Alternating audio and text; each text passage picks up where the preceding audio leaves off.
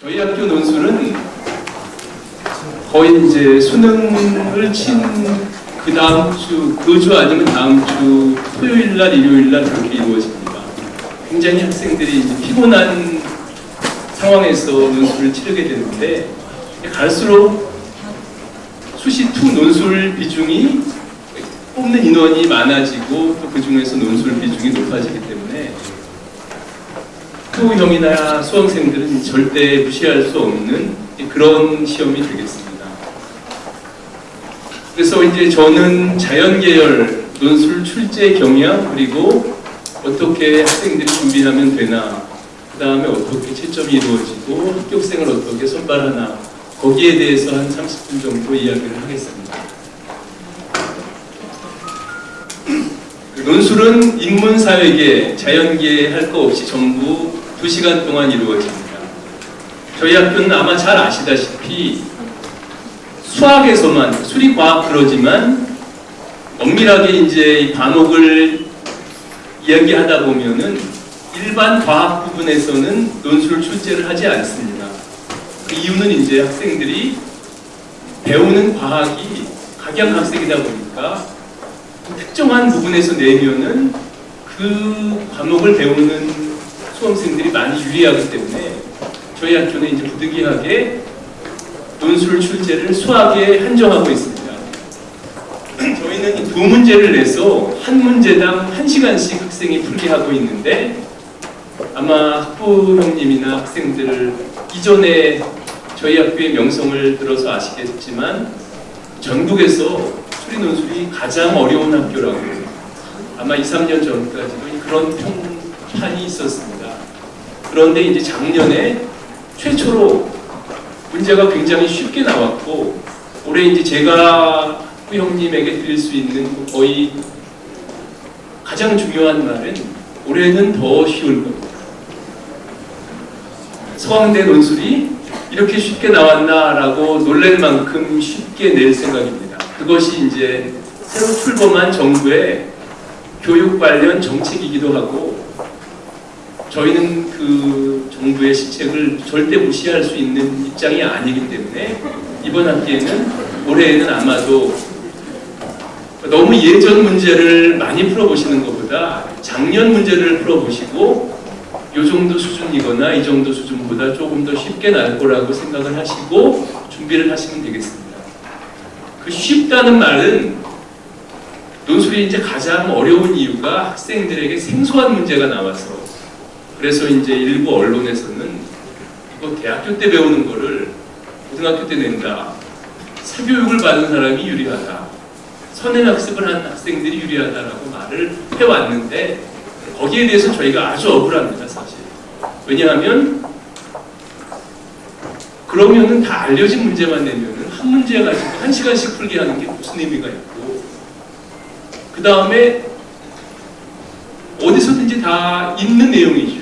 그리고 그것을 제시문에 아주 잘 설명을 해서 그걸 전혀 모르는 학생도 충분히 풀 수 있게 문제를 냈음에도 불구하고 그 제시문의 내용이 약간 이제 대학에서 배우는 거랑 비슷하다는 이유만으로 대학 문제를 낸다고 이렇게 이제 비판을 받은 적이 있는데 올해부터는 이제 그런 비판조차도 저희는 피하고자 합니다. 그래서 보시면은 두 문제가 나는데 각각 50점씩입니다.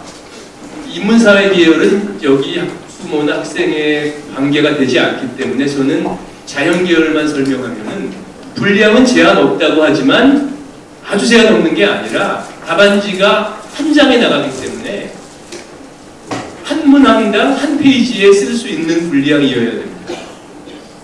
흔히 말해서 이렇게 몇 자 분량은 아니지만 한 페이지 이상 쓰면 안 되는 그런 분량이 있습니다. 저희는 이 채점 자체도 수학에서 박사 과정을 수료한 고급 인력 이상이 그 전체 교수님들하고 전체 강사 중에서 박사 과정 수료생 이상인 분만 채점을 시키기 때문에 이 채점하시는 분들이 학생의 답안지 수준을 보는 순간 자세한 채점을 안 하더라도 이 학생이 얼마나 알고 썼는지를 금방 알 수가 있습니다. 그래서 너무 길게 쓰는 거 좋지 않습니다. 적당한 한 페이지 정도에 확실하게 자기가 알고 있다는 것을 논리 정연하게 써주면은 전문적인 채점관들이 그걸 금방 알아서 학생들에게 그 수준에 맞는 점수를 부여하고 있습니다. 자, 이게 논술 답안지 형태입니다. 1번 답안지를 이렇게 쓰고 2번 답안지를 이렇게 씁니다. 이거는 이제 저희가 아주 특별하게 보완된 채점 기계, 시험지에 채점하는 게 아니라 컴퓨터를 통해서 아주 굉장히 정교하게 채점하기 때문에 학생들이 알고 있는 거를 잘 써주시면은 거의 채점에서 오류가 나지 않습니다. 저희 문제는 수학 논술은 주로 이제 크게 말하자면은 수리과학통합형, 수리계산, 수리응용형, 자료분석형, 과제해결형 이런 세 가지의 유형으로 출제가 되는데 이 각각의 유형에 대한 것은 여러분들께 드린 논술 책자에 잘 설명되어 있습니다. 그 중에서 가장 앞으로도 많이 출제될 것 같은 것이 바로 이 두 번째 카테고리입니다. 왜냐하면 수리과학통합형을 내면은 이렇게 역사라든지 자연과학적 현상, 뭐 창의력 이런 거를 물어보면은 굉장히 저희는 학생들에게 정말 학생들의 창의력과 능력을 평가하려고 하지만 이게 뭐 고등학교에서 배우는 것이 아니다, 대학에서 배우는 거다라는 약간의 그런 논란이 있을 수가 있기 때문에 거의 이 두 번째에 초점을 맞추어서 준비를 하시면 될 것 같습니다. 항상 이 고등학교 수학 교과 과정 속에서 전혀 여러분들이 생소하지 않은 내용에서 출제할 것이 아마 저희 학교뿐만 아니라 이 전국의 모든 대학의 논술이 그럴 거라고 생각을 합니다. 근데 가끔씩 자료를 주고 그 자료 안에서, 왜냐하면 주는 자료 자체는 초등학교, 중학교 레벨의 자료이기 때문에 자료를 주고 그 안에서 학생들이 정말 얼마나 자료를 이해하면서 수리적 사고를 할 수 있나를 물어보는 문제는 출제가 가능합니다. 그래서 보시면은 수리과학통합형, 요거는 이제 약간 과거형 논술이었고, 수리계산 응용형은 지금 우리 학교가 이제 지향하는 가장 중요한 토픽이고, 자료 분석형 문제도 나올 수가 있습니다. 저희 출제 방향은 보시다시피 논술 문제이기 때문에 논술에 필요한 능력을 테스트합니다. 읽기 쓰기 능력. 절대 수학 논술이라 그래서 제시문과 관계없이 질문만 보고 질문만 답하는 것은 논술이 아닙니다. 그런데 이제 저희 학교라든지 다른 학교가 미디어에서 비판을 받았던 이유 중에 하나가 이 제시문에 다 설명을 해주고 그 안에서 찾아 쓰라고 했는데 단지 질문이 약간 고등학교에서 배우는 교과 과정이 아니라는 이유만으로 제시문에서 다 설명해서 제시문을 이해하면 충분히 답할 수 있음에도 불구하고 이게 뭐 대학 문제다라고 하는 비판이 가끔씩 있어 왔는데, 사실은 논술이라는 것은 제시문에 주어진 것을 읽고 그것을 통합해서 출제자가 의도한 답을 쓰는 데 있습니다. 이 논술에 필요한 능력은 수학의 기본 개념의 이해에서 나옵니다. 왜냐하면 모든 문제가 이 교과 과정을 바탕으로 이루어지기 때문에 기본적으로 논술에서 많이 다루는 교과 과정을 수능 준비하면서 같이 준비하셔도 되고, 아니면은 논술은 조금 더 심층으로 들어가니까 그 수능 준비하면서 조금 더 심층적으로 공부를 하시면은 특별히 따로 공부할 필요가 없습니다. 저희가 이제 평가를 할 때는 모든 논술의 키는 제시문에 있습니다. 그러니까 정말 제시문만 여러 번 읽고 그거를 잘 이해하기만 한다면은 별도의 지식 없어도 문제를 풀 수 있게끔 출제해 왔습니다. 저희는. 그런데 이제 학생들은 아무래도 문제를 푸는 입장이기 때문에 그렇게 쉽게 생각을 안 할 수도 있습니다. 제시문이 가장 중요하고 그 안에서 이 제시문에 있는 내용을 통합해서 수리적인 추론을 합니다. 그것을 이제 하나로 묶어가지고 대부분의 논술은 여러 가지 제시문이 체계적이고 유기적으로 결합이 되어 있기 때문에 그 구성을 잘 이해하면은 좋은 답을 낼 수가 있습니다. 자, 다시 이제 계속 중복되는 말 같지만 자연계열 논술풀이는 제시문에 따른 질문을 먼저 보고 그 다음에는 한참 동안 제시문을 보십시오. 거의 대부분의 답은 제시문 안에 들어 있습니다. 이미 수능처럼 이렇게 짧은 문제를 주고 그 문제를 풀라는 것이 아니라 논술이기 때문에 이 긴 제시문에 중요한 내용은 다 들어있고 그것을 캐치하는 능력을 묻고자 하는 게 논술이기 때문에 제시문에 따른 질문을 먼저 읽고 이해해 주시고 그 안에 있는 수리적 모형을 찾아서 질문 속의 요구사항마다 정확하게 답을 해주십시오. 그리고 또 하나가 이 채점자도 굉장히 정말 이 수시 2 같은 경우는 기본 경쟁률이 한 50대 1 정도 됩니다. 채점자 한 분이 학생들 답안지 1000개씩을 채점하는 수가 있습니다. 저희가 작년에 이제 32분의 교수 강사, 박사분들이 학생 전체를 채점했는데 그러다 보니까 이제 많이 돌아오는 분은 한 사람 앞에 1000모양을 채점하는데 이 채점관도 사람이다 보니까 아무래도 읽기 좋게 쓴 답을 좀 더 호의적으로 채점을 하게 사실은 그러지 않아야 되지만 반듯한 글씨를 쓴 것이 절대 손해는 보지 않습니다. 정말 이게 알아보기 힘든 글씨를 쓴 거는 적당히 알아보려고 노력하다가 나쁜 선입관이 될 수가 있기 때문에 하여튼 대학교 들어와서는 글씨를 잘 못 쓰셔도 그냥 학점이 좀 낮아진다 뿐이지만 특히 논술에서는 그동안의 글씨를 흘려치는 분들도 이때만은 좀 정자로 써주시기를 모든 논술, 모든 학교가 다 마찬가지입니다. 그러니까 반듯한 글씨체로 답변을 하시기를 바랍니다. 자, 그래서 이제 우리 이번 올해 논술을 기준으로 저희가 이제 예시 문제를 만들어 봤습니다. 지금 이렇게 보니까 학생보다 부모님들이 월등히 많아서 제가 이 논술을 설명하는 거는 별 의미가 없을 것 같습니다. 지금 학생들 몇 명 보이지만 답안은 전부 이 책자 안에 있고 그래서 저는 어떤 경향으로 문제가 출제된다라고 하는 것에 더 주안점을 두어서 설명을 하겠습니다. 이 문항 1, 2가 있는데 저희가 이제 문항을 구성한 것은 작년 책자 혹시 받으시진 않았겠지만 아마 이 학교 홈페이지에 들어가면은 어쩌면 작년 책자도 구하실 수 있을 겁니다. 저희가 작년에 예시 문제로 냈던 두 문제 중에서 한 문제를 빼고 한 문제를 새로 첨가했습니다. 그 이유는 뭐냐 하면은 올해의 논술은 작년과 같은 기조 안에서 이루어진다는 것을 강조하기 위해서 한 문제는 그대로 놔두었습니다. 두 번째는 올해의 논술은 쉬웠던 작년보다 좀 더 쉬워질 거라는 것을 또 강조하기 위해서 작년에 있었던 두 개의 문제 중에서 약간 어려웠던 것을 빼고 그와 유사한 유형을 조금 더 쉽게 넣어서 1번 문제로 만들었습니다.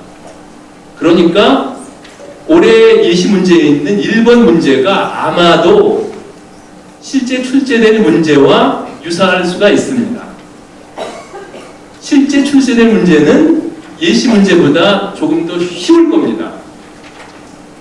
근데 아무리 쉽다고 해도 학생들 50대 1, 수능 최저 등급을 제외하면 한 25대 1 정도 되는 경쟁률이기 때문에 학생들의 수준 판별은 해야 되기 때문에 아무리 쉬운 문제라도 이렇게 넉넉히 쉽진 않습니다. 특히 이 문제 간에 어떻게 서로 연결이 되어 있는가를 이해하는 학생이 유리하게 되어 있습니다.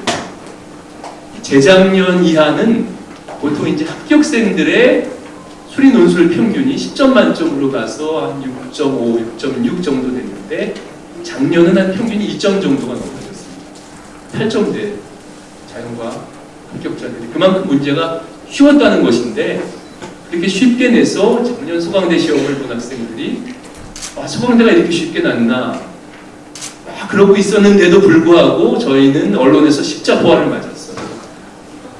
문제를 고등학교 교과과정 밖에서 출제했다고. 사실 이 사람들은 제시문이라는 걸 읽지도 않고 제시문에 다 있는 문제를 따서 문항에 내서 그것만 읽고 이해한 학생은 다 풀게 했는데도 불구하고 제시문보다 문제만 보고 이게 꼭 대학교에서 배우는 게 아니냐 그래가지고 우리 학교와 연대가 또다시 십자보안을 맞아서 이 방법은 더 쉽게 내는 거다라는 고등학교 교과 과정 안에서만 내자. 어떤 언론이 무슨 방법을 써서 트집을 잡더라도 트집을 안 잡히도록 내자 하는 것이 올해의 출제 방향입니다. 그래서 1번 문제를 보시면은 학부모님들은 아무래도 이런 문제 보신 지가 뭐 적어도 20년에서 30년 되셨을 거라 생각을 하기 때문에 제가 뭐 자세한 설명은 좀 생략을 하겠지만 이 문항을 보시면은 수열의 점화식 문제예요. 고등학교 교과서에 있는 문제입니다. 근데 완전히 교과서에 있으면 안 되고 교과서에 있는 문제에서 제시문을 좀 첨가해 줘서 교과서에 있는 아이디어 플러스 조금 더 보급적인 제시문, 교과서와 제시문을 알고 1번, 2번을 답한 다음에 그것을 응용해서 3번을 답하시오 하는 것이 저희의 출제 의도입니다. 문제를 먼저 보시면은 이렇게 이제 수열의 항들끼리 이런 등식을 만족하는 수열이 있을 때 P 더하기 Q 더하기 R이 0이 아니면은 이런 수열의 극한이 존재한다면 0이 될 수밖에 없다는 걸 설명하라 하는 거고요. P 더하기 Q 더하기 R이 0인 경우, 교과서에 나오는 경우인데 이런 경우에는 극한이 존재할 때 항상 극한이 0이 되지 않을 수도 있다는 것을 한번 설명해 보시오 하는 겁니다. 학생들이 극한의 개념에 대해서 이해하면은 쉽게 답할 수 있는 문제입니다. 두 번째는 1에서 언급한 수열입니다. 여기에 해당하는 P 더하기 Q 더하기 R이 0이 되지 않을 때 세 항사의 관계식으로 이루어진 점화식인데 일반항을 구하시오 하는데 제시문에 어떻게 일반항을 구하라는 말이 다 들어있어요. 그 다음 것도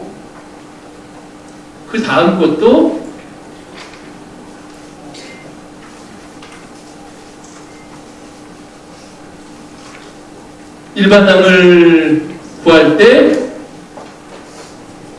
어떻게 구하는 방법이 그 안에 다 들어있습니다. 1.3 제시문 다해서 아주 오랜 시간이 지난 후 용기 A에 담긴 물의 양은 용기 B에 담긴 물의 양의 2배 값으로 수렴함을 증명하시오라고 말을 했습니다. 그 말 자체는 지금 무슨 말이냐 하면은 다음 제시문을 보셔야 됩니다. 이 다음 제시문은 제시문 가는 이렇게 이루어졌고 제시문 가는 이렇게 이루어져서 아마 학부모님들은 그렇게 크게 여기에 대해서 관심이 있지 않을 거라고 생각이 들고 제시문 나도 이렇게 이루어졌습니다. 하여튼 뭐 이거는 고등학생들이 잘 보는 내용들이고 그 다음에 이제 이런 식으로 풀 수 있다 그래서 하여튼 여기 안에서 이런 문제를 어떻게 푼다는 것을 내용으로 주었습니다. 그 다음에 밑줄을 쳐놓고 요 다음부터 일반항을 구하시오라고 했습니다. 그리고 이제 마지막 문제는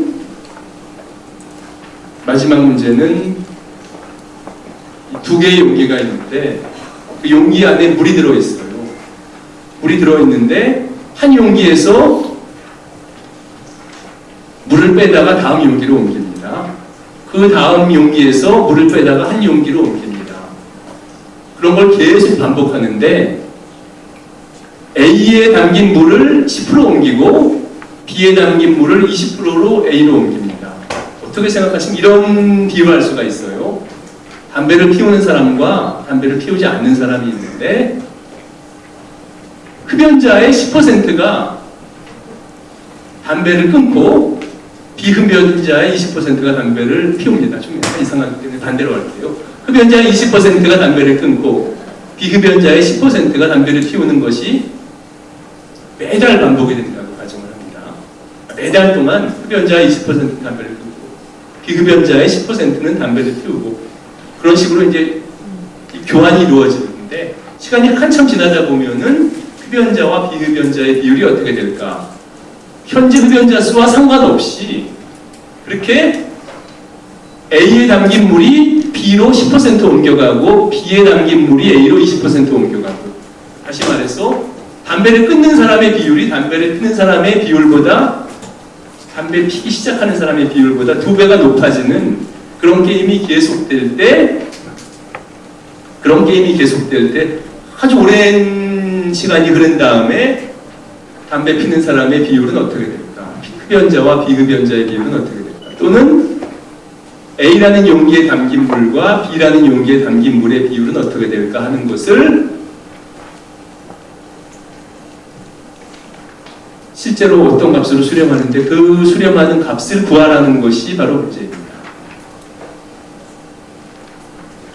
그 값이 아주 오랜 시간이 지나서 용기 A에 담긴 물은 용기 B에 담긴 물의 2배의 값으로 수렴함을 증명하라.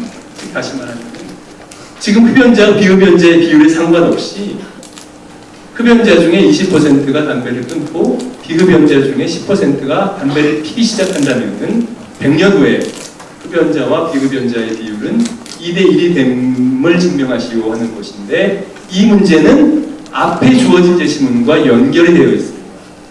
그래서 학생들은 앞에 있는 내용을 이해하면은 뒤에 것을 특히 P 더하기 Q 더하기 R이 0이 되는 경우에 점화식에서의 일반항을 구할 수가 있습니다. 그래서 저희가 이제 이렇게 답을 합니다. 예시답안은 이런 식으로 이제 고등학교 교과서에 있는 일반항을 구하는 방법이고 그 다음에는 앞에서 어디까지 줬냐 하면은 제시문에서 여기까지 줬습니다. 여기까지 준 다음에 일반항을 구하는 것은 고등학교 교과서 연습 문제에 이렇게 나온 경우는 양변을 2의 n승분의 1로 나누어서 다시 수열의 규칙을 만든 다음에 치환을 하고 등차 수열의 일반항 공식을 사용해서 일반항을 구하라 하면은 답이 나옵니다. 두 번째 경우는 P 더하기 Q 더하기 R이 0이 되기 때문에 앞에서 한 것처럼 해도 좋고 아니면은 알파 베타를 구해서 3, 1로 놔서 문제를 풀어도 좋습니다. 그래서 이 문제 푸는 방법은 여러 가지가 있고 아주 쉽게 일반항을 구할 수가 있는 두 번째 것은 이렇게 이제 일반적으로 고등학교에 나와 있는 교과서 수준의 문제입니다. 첫 번째 문제는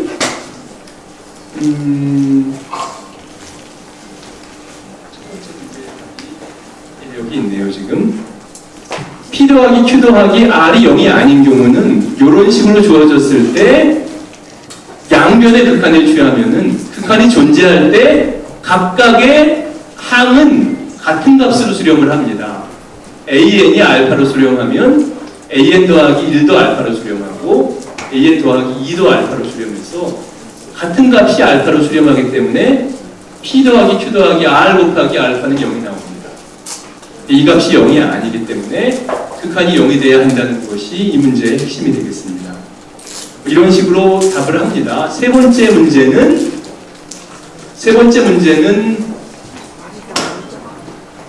한 용기에서 10%가 나오고 다음 용기에 20%가 들어오기 때문에 AK 플러스 1은 0.9 곱하기 AK 더하기 0.2 곱하기 DK DK 플러스 1은 0.1 곱하기 AK 플러스 0.8 곱하기 DK 이렇게 이루어지고 이때 연립방정식을 풀듯이 하나를 다른 변수로 전개해서 집어넣어주면은 앞에 제시문에 설명했던 P 더하기 Q 더하기 R인 경우에 점화식이 돼줍니다.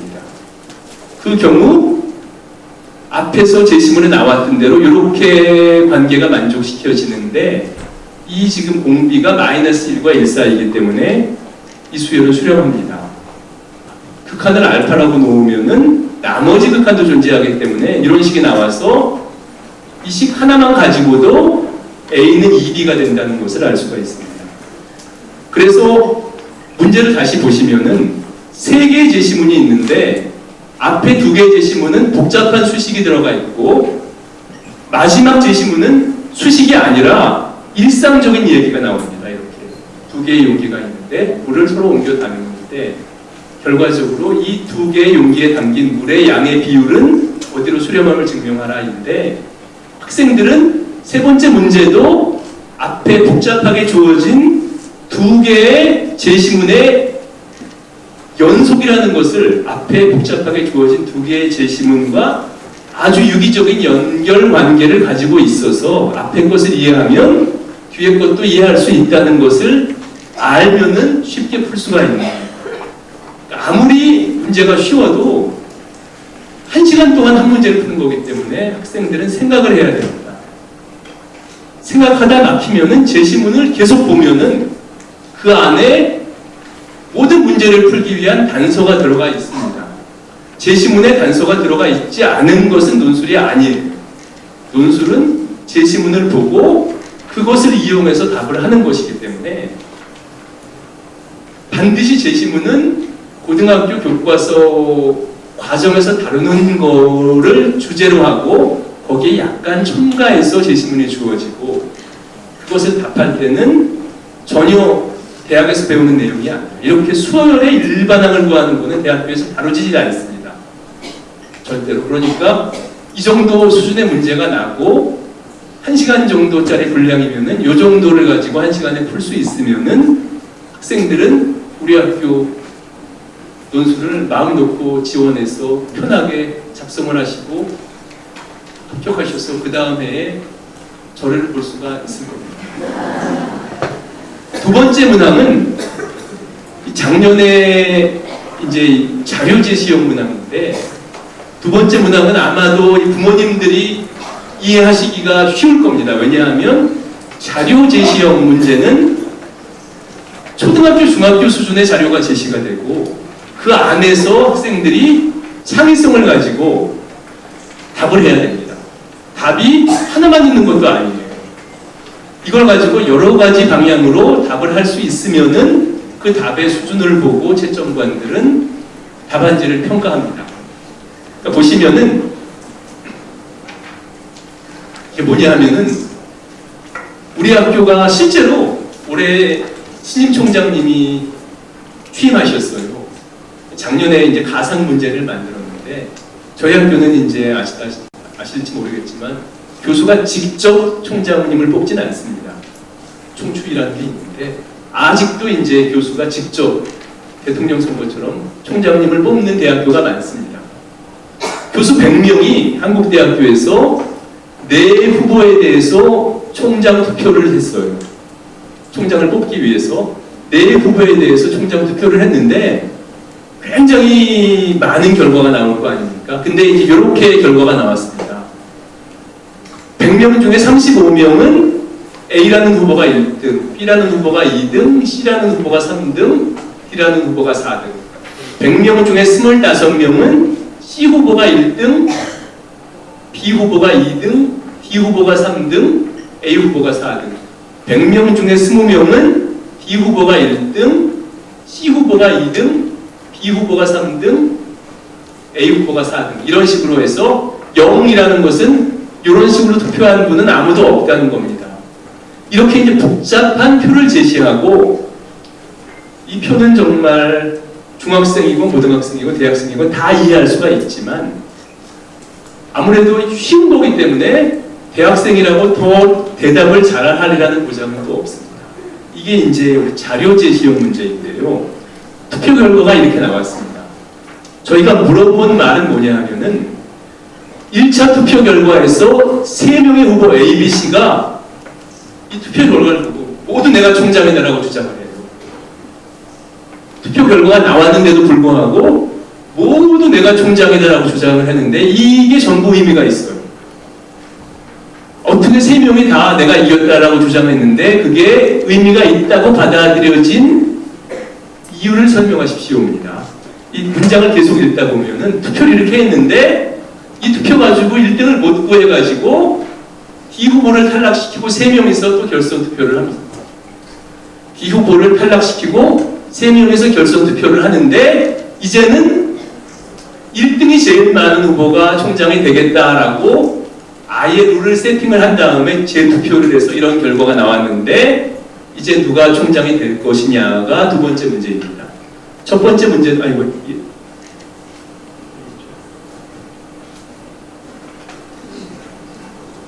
됐네요. 죄송합니다.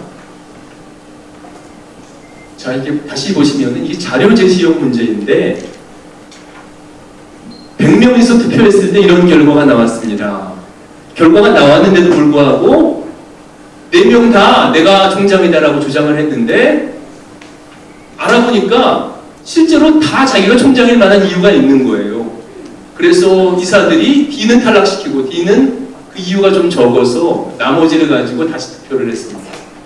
근데 문제는 뭐냐 하면은 왜 이렇게 했는데 자기가 다 총장이라고 했고 그게 또 왜 의미 있다고 받아들여진 이유를 한번 생각해보자는 이런 거 생각할 기회가 그렇게 일상생활에서 많지가 않기 때문에 학생들 중에 이제 여러 가지 현상을 수리적으로 생각을 하고 창의적으로 생각하는 학생들은 이렇게 생소한 문제를 봐도 좋은 답을 할 수가 있습니다. 물론 이런 문제는 모범 답안이 하나가 있는 게 아니라 어떤 학생의 이유가 아주 좋으면은 그것이 모범 답안이 될 수가 있습니다. 저희가 제시한 답안은 뭐냐 하면은 이 총장 선거 결과가 이렇게 복잡하게 나왔는데 당연히 지금 A가 1등은 제일 많이 했습니다. 잘 보셔야 돼요. 이 표를 읽는데 한 10분 정도 계속 표를 잘 이해를 해야 됩니다. 그런데 1등을 뽑는 방법은 여러 가지예요. 대통령 선거에서는 최다 득표를 제일 많이 한 사람이 이깁니다. 근데 아마 학부모님도 대학에 다녀보셨으면 대학교에서는 최고 우수한 학생을 A학점이 제일 많은 학생으로 뽑질 않아요. A학점은 4점을 주고 B학점은 3점, C학점은 2점 주고 D학점은 1점 주고 F학점은 0점을 줘서 그거를 합산 평균을 냅니다. A만 많다고 A가 제일 많지만 F가 많으면은 최우수 학생은 못 됩니다. 그런 식으로 생각하면은 학점으로 생각해가지고 A에다가 4점, B에다 3점, C에다가 2점, D에 1점 주면은 이 표를 보고 하면은 어떻게 나오냐 하면은 A에게 4점, B에게 3점, 3에게 2점, 4에게 1점을 주면은 총점 가장 높은 후보는 C가 돼요. 보시면은 충분히 그걸 이해가 가는 것이 C는 1등도 많지만 2등도 많습니다. C가 보시면 C는 2등도 많아서 A학점도 많고 B학점도 많은 사람이 유리합니다. A는 1등 많지만 4등이 많아요. 4등. 그런 이유 때문에 또 하나 B가 총장이 될 수 있는 이유도 있는 것이 뭐냐 하면은 우리 얼마 전에 고등학생들이 좋아하는 유럽 축구 리그가 거의 끝났습니다. 고등학생이 유럽 축구 리그 너무 좋아하면 안 돼요. 대학생도 안 됩니다. 하지만 그 축구 리그는 항상 다른 팀과 붙습니다. 근데 이게 세 팀에서 축구를 동시에 붙을 수가 없어요. 항상 1대1로 붙어요. 나와 이 팀이 붙습니다. 나와 이 팀이 붙습니다. 그래서 다른 팀을 다 이기면은 1등을 합니다. 여기 보시면은 또 하나 방법이 1대1 선호도를 비교합니다. 이 표를 보시고 복잡한 표 중에서 C를 A보다 높은 순위로 둔 사람이 더 많아요. C를 A보다 높은 순위로 둔 사람이 더 많고 C를 B보다 높은 순위로 둔 사람이 더 많고 C를 D보다 높은 순위로 둔 사람이 더 많습니다. 1대1 선호도를 비교할 때 C 대 A는 62대 38, C 대 B는 52대 48, C 대 D는 67대 33 이렇게 해서 축구 경기, 운동 경기식으로 1대1로 붙으면 C가 다 이깁니다. A는 최다 득표가 제일 많고 B는 합산 합산 평점, 대학 평점처럼 하면은 최고 평점이고 C는 1대1로 붙으면 다 이깁니다. 이런 상황이 발생하기 때문에 미리 어떤 식으로 총장을 뽑는다, 최다 득표가 가장 우선이다라고 선언하지 않은 상태에서 투표를 했을 때는 이런 논란이 생길 수 있다는, 이 답이 아니어도 좋으니까 학생들은 그 표를 읽으시면서 왜 각자가 내가 총장이라고 주장할 수 있는 좋은 이유를 대면은 그것이 좋은 답이 됩니다. 이것이 이제 사실은 이런 문제가 예전에 참여정부 때 우리에게 많이 권하던 문제예요. 그때는 교과 과정에서 내지 말라고 또 그랬습니다. 논술을, 학부모님들 혹시 뭐 큰 아들 따님 계신 분들은 수학 계산이 들어가면 안 되고 미적분이 들어가면 안 되고 수열 들어가면 안 되고 창의력만 물어보라 그래서 그 당시에 개발한 문제이고 그 당시에 개발한 여러 가지 유형 중에서 현재에도 유용한 유형이 바로 이런 유형입니다.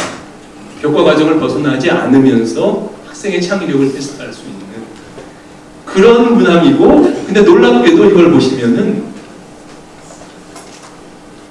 D도 자기가 총장이 돼야 된다고 주장을 했어요. 그러다 받아들여지지 않았습니다. 근데 어떻게 감히 제일 나쁜 성과가 나온 D라는 후보가 내가 총장이다라고 말을 할 수 있었을까? 이게 답이 참 여러 가지로 갈리는데 실제로 D도 총장이 될 수가 있습니다. 어떤 투표 방식에 의하면은 뭐냐 하면 이게 꼴찌를 탈락시키면서 계속 가는 투표 방식을 하면은 D도 총장이 됩니다. 그런 것을 찾아내는 학생은 이번 문제도 답을 할 수가 있습니다. 이 문제가 사실은 작년에는 쉽다고 낸 문제인데 올해는 어렵다고 들은 빌드였습니다. 그만큼 올해의 논술은 작년 논술보다도 더 쉬워진다는 뜻입니다. 그 다음에 세 번째 문제는 이제는 단순, 이렇게 나왔을 때 최다 득표자가 총장인데 이것만 가지고 최다 득표자가 결정이 될까? 이것만 가지고 최다 득표자가 결정이 될까? 이 가수는 하나도 안 밝혔습니다. 이 중에 하나도 0이 아니에요. 여기 하나도 0이 아니고 이렇게 나왔는데 문제를 보시면은 이 공표한 내용만 가지고 총장 선거자가 결정됐다고 말할 수 있습니다. 그렇다면 누가 총장인가라는 것을, 이건 초등학교 수학이지만, 초등학교 산수이지만 잘해야 됩니다. 그러니까 모든 케이스를 다 따져야 되기 때문에 2차 투표가 들어갔어요. D를 탈락시키고 2차 투표를 하고 제일 득표를 많이 한 사람이 총장이 되는데 득표수는 밝히지 않았습니다. 이것만 가지고 밝히지 않았는데 이것만 가지고도 될 수가 있는 이유는 차근차근 이제 답을 하면 됩니다. 차근차근 답을 하는데 약간 이제 이 식을 가지고 부등식의 정수회를 구하는 문제예요. 실제 교과 과정은 고등학교 1학년에 있지만 중학생도 볼 수 있습니다. 이 케이스를 가지고 전부 따져가지고 답을 하면 됩니다. 귀찮긴 하지만 수준은 초등학교, 중학교 수준이에요. 그렇지만 끈질겨야지 답을 얻을 수가 있습니다. 실제로 F1부터 F7, F6는 다 결정돼요. 1, 7, 4, 1, 1, 6이 나올 수밖에 없습니다. 그래서 문제에선 주어지진 않았지만 요 F1부터 F2는 결정이 된 숫자예요. 딱 하나밖에 나올 수 없는 숫자고 그 숫자를 한번 이렇게 저렇게 두드려가면서 전혀 고급 수학 쓰지 않고 초등학교, 중학교 때 배운 덧셈만 가지고 한번 맞춰보라는 것이 문제의 핵심입니다. 이런 문제는 끈기 있게 표를 분석한 학생이 풉니다. 만일 이런 문제가 나면은 이거는 절대 교과과정 바뀌라는 그런 비판은 받지는 않습니다만은 학생들은 오히려 더 피곤합니다. 오히려 정말 창의적으로 생각을 해야 되고 이것만 가지고 또 F1부터 F6를 이 고생을 해서 답을 내야 되니까 채점하는 사람도 힘들고 이거 전부 점수기 때문에 만족할 수 없고 이런 경우 있을 수 없고 이런 경우 있을 수 없고 없을 거 없고 결과적으로 이겁니다. 그런 식으로 문제가 납니다. 즉 다시 말해서 교과 과정에 있는 문제를 제시문을 주면서 학생들에게 생각해서 1시간 동안 답을 하게 하든지 아니면은 자료를 주고 자료를 학생들에게 창의적으로 해석하게 하거나 그 안에서 어떠한 중요한 결론을 얻게 하는 문제를 내지만 어떤 문제도 한 문제 푸는데 1시간을 걸립니다. 그러니까 잘하는 학생이 아주 잘하는 학생은 8.9점 그 정도 나오면은 합격을 할 수 있게 문제를 출제하고 9점이 굉장히 넘으면은 할 수 없이 다시 이제 학점부로 넘겨야 되는 저희는 문제를 쉽게 출제해서 이 대학교 문제다, 고등학교에서 배우는 게 아니다라는 그런 비판을 받지 않게끔 출제를 하려고 모든 노력을 다 기울일 것이기 때문에 학부모님들은 특별히 수능을 가지고 다른 뭐 대학에서 배우는 걸 공부하시기보다는 어떤 현상을 조금 더 깊게 그 다음에 끈질기게 수능은 한 문제당 5분 이상 걸리면은 안 됩니다. 논술은 한 문제 가지고 1시간을 봅니다. 끈질기게 보고 자꾸 이해하고 오래오래 문제를 푸는 연습을 시키시면은 경쟁률이 아무리 높더라도 결과적으로 좋은 결과를 얻어서 여러 학교에 합격을 해서 어느 학교에 가야 좋을까라는 고민을 하실 거라고 생각을 합니다. 전에 제가 할 말은 그래서 대충 여기까지입니다. 다시 말하자면 다시 짚어보는 논술 준비 포인트는 모든 힌트는 제시문 속에 있습니다. 제시문 속에 힌트가 있지 않은 건 논술이 아니에요. 문제만 달랑 주고 풀어라 하는 거는 논술이 아니고 모든 힌트는 제시문 속에 있습니다. 교과 과정 이 밖에서 출제하면은 저희가 십자포화를 맞습니다. 그렇지 않게 하기 위해서 저희는 이번에 반드시 교과 과정 안에서 출제를 할 것입니다. 계산은 들어갑니다. 참여정부 때는 계산이 들어가는 문제를 출제하지 말라 그랬는데 교과 과정에 있으면서 계산도 없는 문제는 없습니다. 아무래도 그러니까 예전에 봤던 본고사식의 문제가 출제가 됩니다. 1시간 동안 한 문제 푸는 본고사 문제가 출제가 되고 본고사 스타일의 문제가 출제가 되고 그 안에서 계산이 들어가고 그 안에서 제시문을 이해하는 능력이 들어갑니다. 객관적이고 논리적인 답변을 써야 되고 글씨를 알아보기 쉽게 쓰셔야 됩니다. 그것만 잘 지키신다면은 경쟁률과 상관없이 여러 학교에 합격하실 수가 있을 겁니다. 절대 어설픈 문장으로 둘러대서는 안 되는 것이 채점관들이 최소가 박사과정 수료생들이에요. 그 중에는 고등학교 교과 과정에 아주 정통하신 분들도 많습니다. 절대 어설픈 답안은 한 번에 표시가 나기 때문에 딱 아는 것만큼 써야지 아는 거 이상 썼다가는 감점 요인입니다. 확실히 말하는 것이 절대 어설프게 넘어갈 가능성은 없습니다. 정말 사지선다형 같은 경우는 이야기가 되지만 대학 교수님들, 박사님들이 채점하는 쓰기 논술에서 어설픈 문장으로 답이 나온다는 건 기대를 안 하시, 절대 안 한 스님만 못합니다. 기출문제, 모의 문제를 통해서 하는데 저희 학교 너무 오래된 기출문제는 출제 방향이 다르기 때문에 최근 기출문제라든지 아니면은 고등학교 레벨의 심화 문제들 있잖아요. 교과서에 있는 그런 것들을 주로 풀어보시면은 그것보다 약간 낮은 수준에서 저희 학교 논술이 출제될 것입니다. 여기까지가 제가 드릴 말씀입니다. 자녀분들 항상 좋은 최고의 컨디션으로 수능 치르시고 논술 치르셔서 저희 학교에서 내년에 꼭 뵙게 되기를 바라겠습니다. 저희 학교 아니더라도 다른 좋은 학교에 꼭 합격하셔서 내년에 행복하실 수 있게 되기를 진심으로 바랍니다. 네, 감사합니다. 네, 이상으로 논술 특강을 모두 마치겠습니다. 다시 한번 논술 특강을 진행해 주신 이태성 교수님께 박수 부탁드립니다.